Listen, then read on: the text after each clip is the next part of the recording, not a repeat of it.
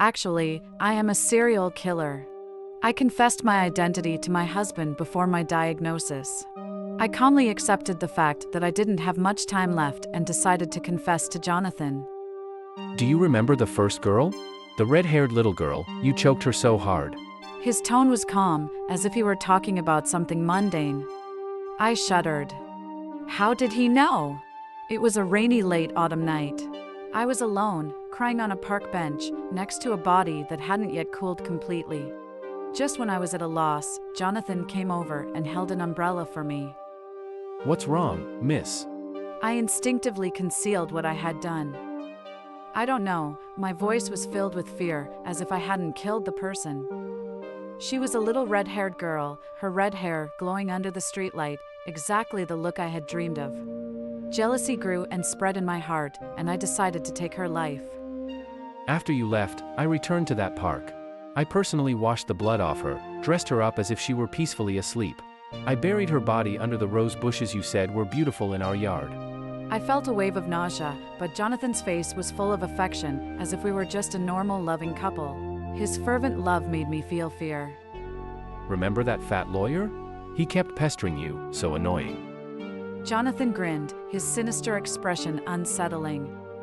So I cut out his tongue, made him watch me throw it into the furnace, turning it to ashes. You're crazy. No, dear. He shook his head. We just love life, far more than ordinary people. So we choose to be gods, controlling the lives and deaths of others. Everyone in this city lives under our mercy.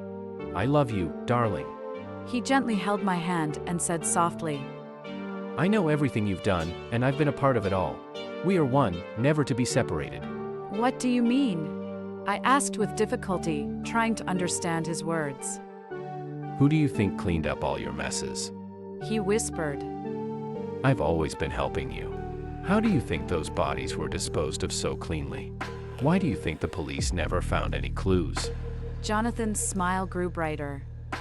I've been covering for you, hiding everything. A chill ran down my spine.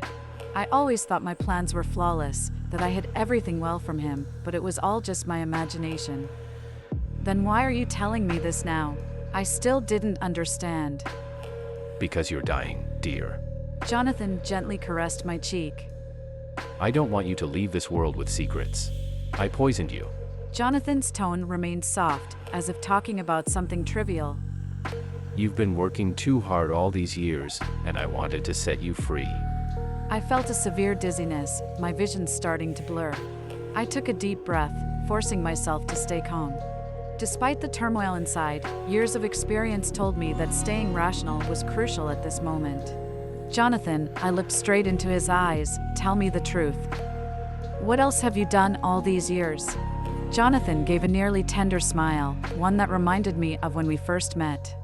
But now, the hidden meaning behind that smile made me shiver. Oh, dear. He said softly. I've done far more than you can imagine.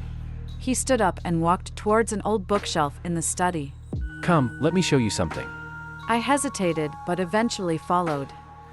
Jonathan gently pushed the bookshelf aside, revealing a hidden door behind it.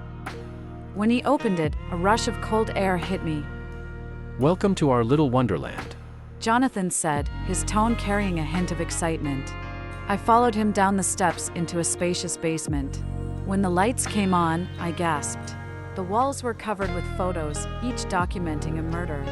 I recognized some as my works, but many more I had never seen before. What is this? I asked with difficulty, my voice trembling with shock. Jonathan walked slowly past the photos, gently caressing them, his eyes filled with madness.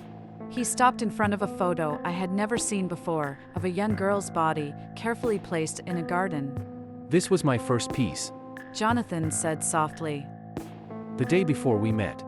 He continued walking, pointing to another photo. Remember that journalist who kept harassing you? I made him shut up forever. The photo showed a man's twisted face, his mouth stuffed with paper. It was an article I had written. I swallowed hard. Why did you do this? Jonathan turned around, holding my face. Because I love you, dear. I wanted to protect you, perfect you. Your work is beautiful, but it always lacked some artistry. I was just helping you complete them.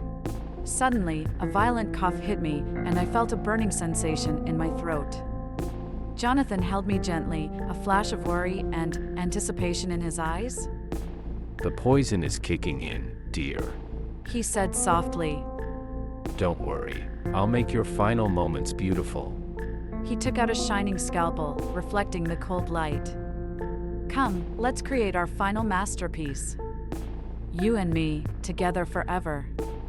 I struggled to escape, but my body was already becoming numb. Jonathan slowly approached, the blade in his hand glinting dangerously. Don't be afraid, honey. He said softly. It will be quick. Then, we will be together forever.